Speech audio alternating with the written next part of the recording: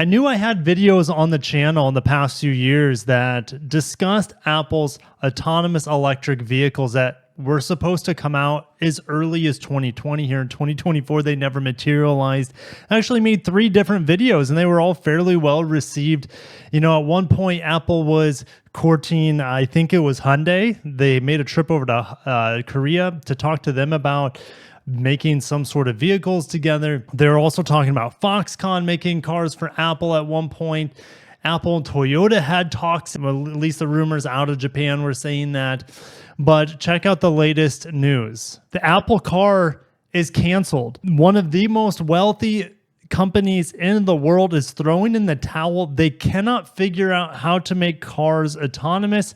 They cannot figure out how to make these electric cars profitable in today's day and age. They're throwing in the towel. We're going to get into this. But not only that, we're going to talk about the Tesla Roadster finally getting maybe the green light. Again, another talk about something else that's been delayed for forever, like the Apple cars. But the Roadster will eventually come. So let's get into it.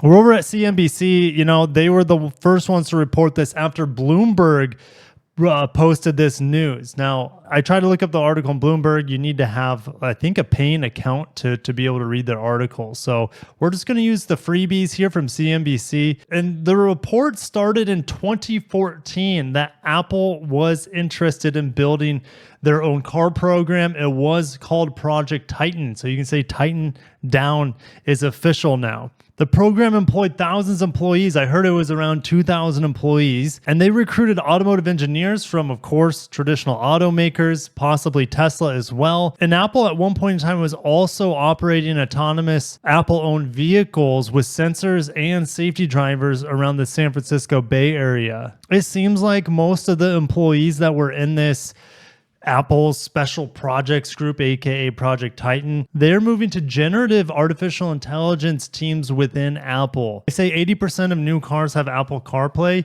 I'm surprised it's not more than that. Yes, this is a failure. It's a big failure. They've invested billions of dollars in this and it's all going poof essentially. They say some of the things they learned through autonomous driving is going to be able to go to their AI division. I believe that, but overall, there's no way that this is ever going to make up for the billions that they lost in this. Yes, 80% of cars plus have Apple CarPlay in them. And where Apple messed up, in my opinion, is they should have offered an operating system for cars.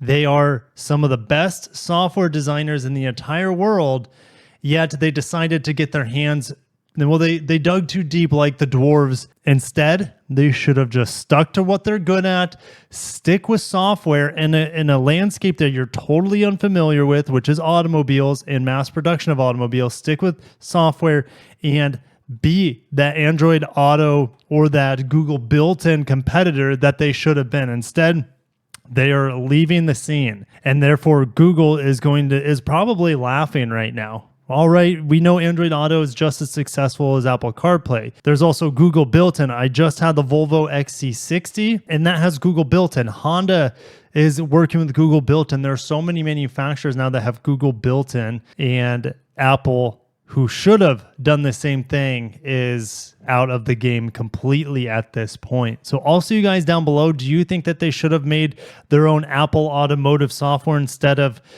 digging too deep into the minds of vehicle mass manufacturing? I don't know what else to say, but I want to talk about the Tesla Roadster here. Reuters did Elon real dirty. They found the dirtiest picture they could of him, and we're going to keep reading because the Roadster is supposed to ship next year.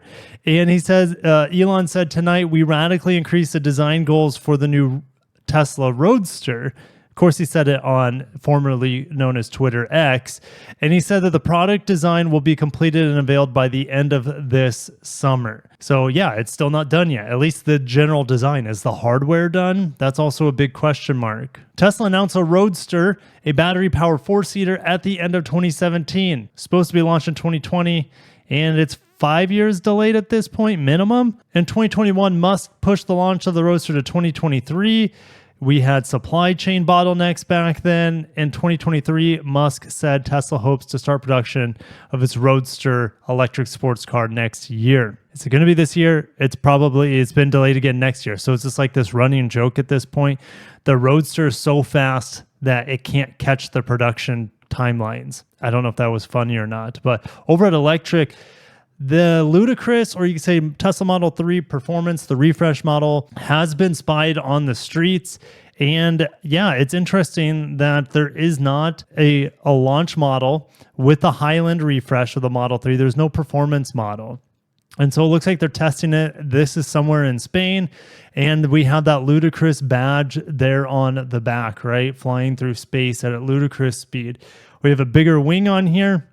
Blacked out lower portions, blacked out wheels. Again, is this going to be exactly what this will look like? It'll probably be close, awfully close, if not identical, right? I'm going to kill the volume here.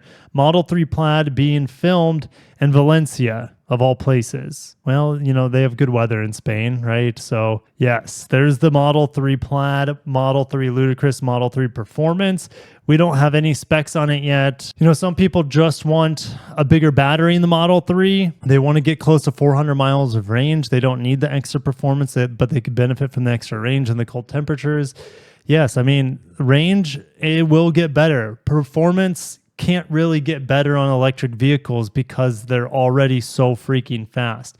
The only way performance gets better is if you can stuff, let's say 70 kilowatt hours with less weight. So with new battery technology, you'd have less weight. So in terms of handling, you can't do that much with the current technology because it's just so heavy compared to gas cars. But also, you guys down below, are you excited, or I don't even know what to say about Apple? Are you happy that they finally put a nail in the coffin here on Project Titan? It comes as no surprise to me. You know, we would get snippets and rumors and nuggets of information coming out about this Apple Car project, and it just never ever got any traction. They tried, and they couldn't figure it out. And that's telling. Major kudos to Rivian, Tesla, BYD for being able to figure it out. Apple was unable to figure it out. Isn't that something? But I think the main thing that they were unable to figure out was autonomous driving. If they wanted autonomous driving, then it would be hard if they came out with their own software to implement autonomous driving into other people's cars, right? Because you need to have hands-on control over, let's say, Honda's architecture if you're going to have Apple built in with autonomous driving. They had to have their own cars to have that sort of control over their product. Tesla's the closest one to having that sort of success with, you know, full self-driving and autopilot, which is still nowhere near to full self-driving, right? But I'm going to end it there. I just felt like adding this to the channel. I could have saved this till my Sunday morning EV show. Maybe I'll dust on it as well there. But rest in peace, Apple Car. We never knew you.